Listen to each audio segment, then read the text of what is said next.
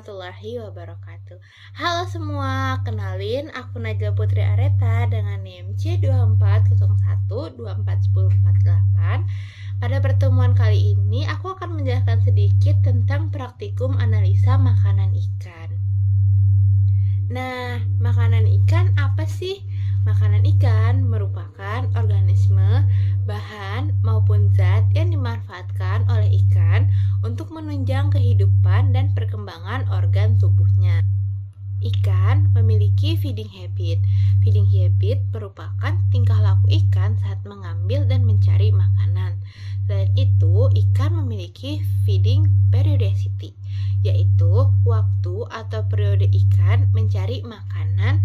Ikan ada yang aktif mencari makanan selama 24 jam secara terus-menerus, ada juga yang hanya mencari makanan pada waktu-waktu tertentu.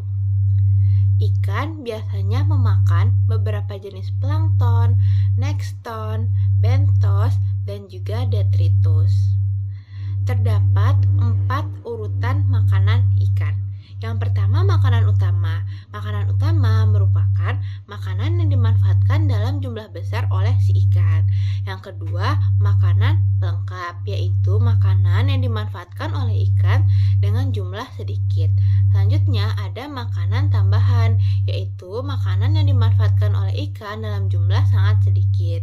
Selain itu, ada juga makanan pengganti, yakninya makanan yang dimakan ketika makanan utama tidak tersedia. Nah, ikan dikelompokkan menjadi 3 bagian. Hal ini sesuai dengan panjang usus relatifnya, sesuai dengan nilai yang didapatkan. Yang pertama ada ikan karnivora. Ikan digolongkan sebagai karnivora jika nilai panjang usus relatifnya di bawah angka 3.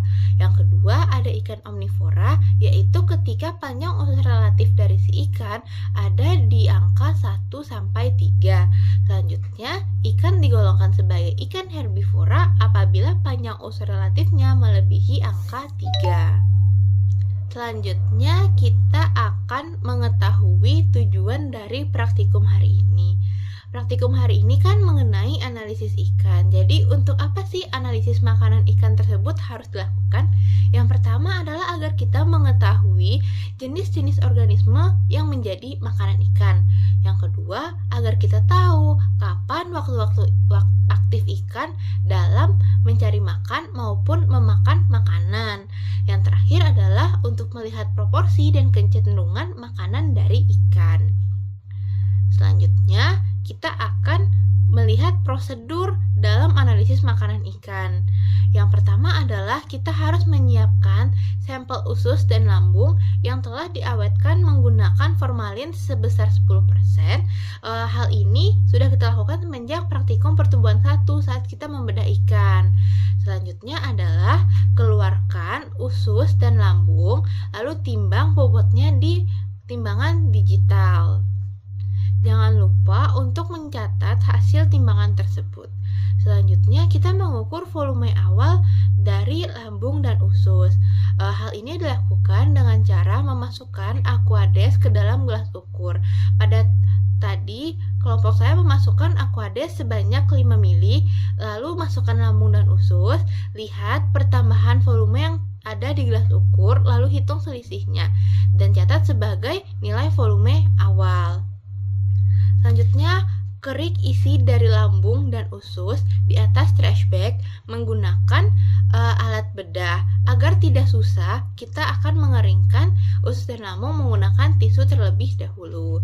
Setelah dikerik, kita akan mengukur kembali volume dari usus dan lambung kosong menggunakan gelas ukur tadi. Kita ulangi step awal, yaitu memasukkan Aquades sebanyak 5 ml, lalu masukkan usus dan juga lambung yang telah dikerik. Kita menyebutnya sebagai usus dan lambung kosong, lalu masukkan ke gelas ukur. Setelah dimasukkan, kita lihat pertambahan volumenya dan hitung sebagai volume akhir. Selanjutnya, burai usus. Tambahkan air Aquades dengan perbandingan 1:4.